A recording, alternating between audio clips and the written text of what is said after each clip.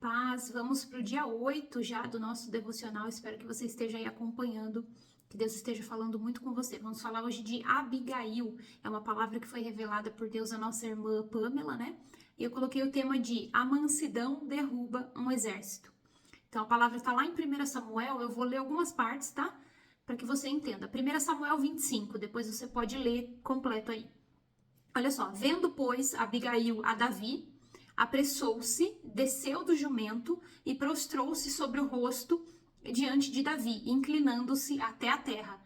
Lançou-se-lhe aos pés e disse: Ah, Senhor meu, caia a culpa sobre mim.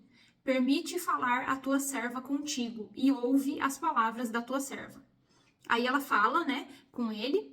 Aí depois eu já vou lá para a resposta de Davi, que diz assim, ó.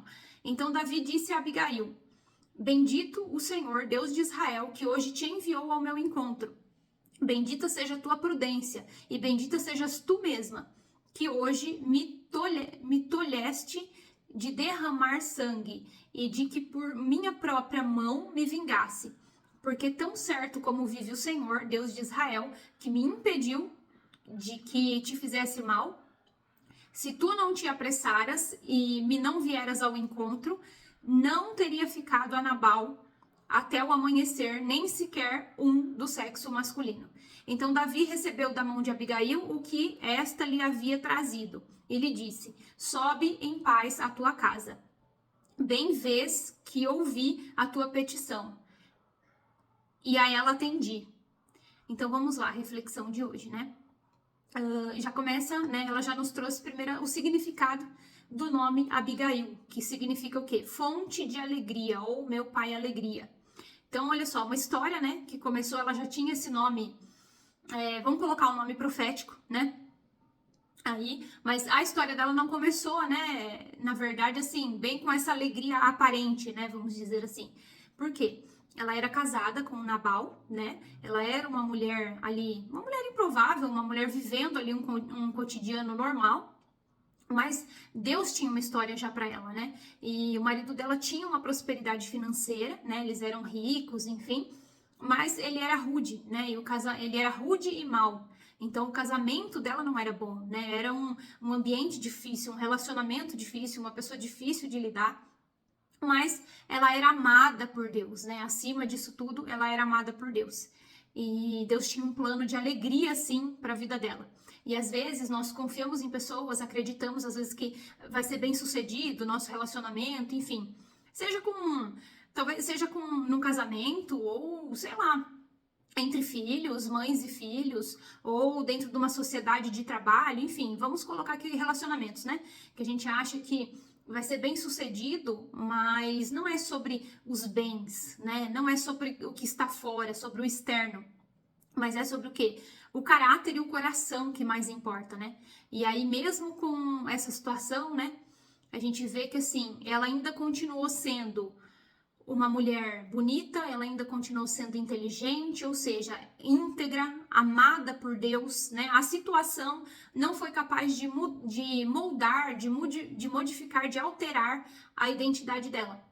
E aí, o que aconteceu nesse cenário? Davi, ele estava fugindo do rei Saul, que era o rei atual, e eles estavam no deserto, com famílias, então assim, passando por dificuldade, precisando ali de uma ajuda ali de mantimentos, enfim. E aí ele manda alguns soldados irem até Nabal, que estava fazendo lá um banquete, lá estava tosqueando as ovelhas dele e estava comemorando, né, pelos bens, pelo resultado ali das coisas dele, do trabalho dele. E Davi manda os soldados dele pedir ajuda, né, para Nabal. Só que o que aconteceu? Quando eles chegaram lá, Nabal começou a desprezar, falou: não, quem é esse Davi? Quem é esse filho de Jessé? Eu não vou ajudar, eu não vou mandar nada, enfim, eu não tenho nada com isso, é problema de vocês, né? Mais ou menos assim. E aí, por quê? Porque a Bíblia já fala, né, que ele era mau. Então, assim, uma pessoa egoísta só pensava nele mesmo. E aí isso acendeu uma ira muito grande em Davi. Quando os mensageiros voltaram, né, quando os soldados voltaram e falaram para ele da forma como eles foram recebidos e o que o Nabal falou a respeito dele, ele falou: não vai ficar por isso mesmo, nós vamos lá e vamos guerrear contra ele, vamos matar ele, e qualquer um que for do sexo masculino que estiver na casa dele vai morrer também, não vai ficar vivo. E aí Abigail ouvindo isso, né, e Davi sempre protegeu os rebanhos dele, sempre cuidou ali, né, porque eles estavam ficando próximos ali da onde ele tinha propriedades, da onde os rebanhos, o pessoal levava lá, né, os pastores levavam, ele sempre cuidou, né, ele sempre protegeu. E aí foi assim, diante dessa ingratidão, Davi se irou, acabou perdendo a cabeça e queria subir contra eles, né, para matar, na verdade, o próprio povo, né, porque Nabal, ele era do mesmo povo que Davi.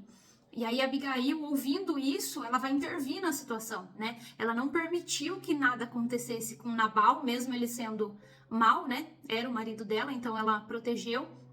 E também com o povo, né? Porque ele ia entrar e as pessoas do sexo masculino que Davi encontrasse ali na propriedade dele, ele simplesmente ia matar, né?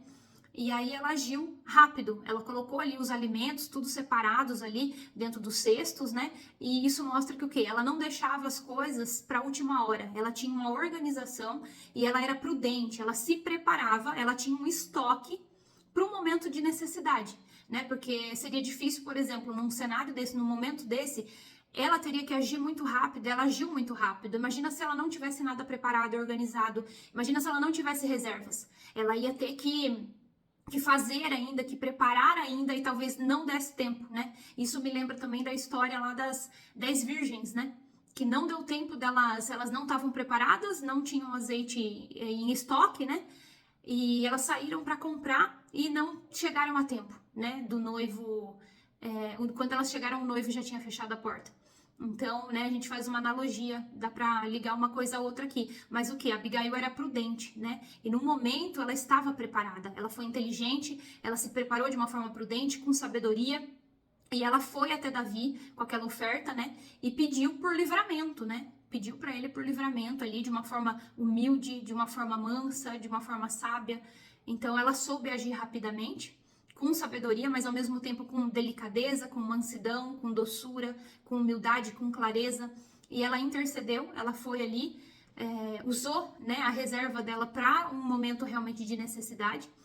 E o que nós quais são os nossos momentos, né? Como que a gente faz as nossas reservas com Deus? Através das nossas orações, através das nossas orações de madrugada, através do jejum, através do clamor.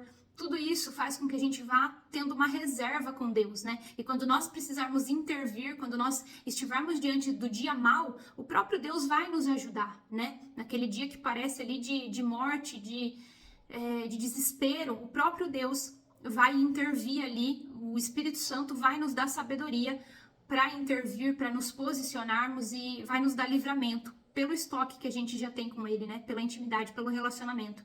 Não é ser aquela filha que é só no momento do desespero, né, que busca o pai, mas é uma filha que mantém um relacionamento com Deus e por isso pode contar com ele, né, em todo o tempo.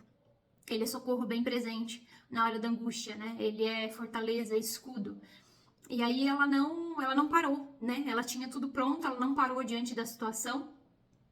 E ela teve mansidão, né? E a mansidão dela foi capaz de derrubar os planos de um exército, né? De mudar o cenário. O cenário mudou, um cenário que seria de morte, mudou por causa dela, né? Ela foi usada por Deus, ela suplicou para que Davi não fizesse mal e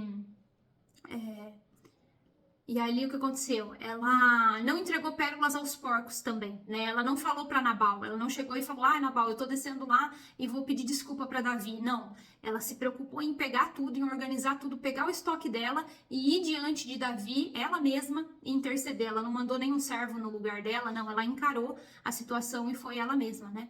E aí ela mais pra frente, né, a gente vê que ele aceitou o pedido de perdão dela, Deus usou ela, na verdade, né, porque seria algo terrível até pro reinado, até pra carreira, vamos dizer assim, né, o reinado Davi não tinha nem assumido, né, ainda, não tinha tomado posse ainda, então, assim, foi algo que deu muito livramento, porque Davi, ele ia acabar matando pessoas por vingança, por interesse próprio, não porque estava em guerra com outros povos, né? Mas porque ele se sentiu, né? Ele já estava tão cansado e ele se sentiu tão humilhado diante dessa afronta de Nabal que ele ia acabar perdendo a cabeça e matando gente do próprio povo dele sem Deus ter falado para ele fazer isso.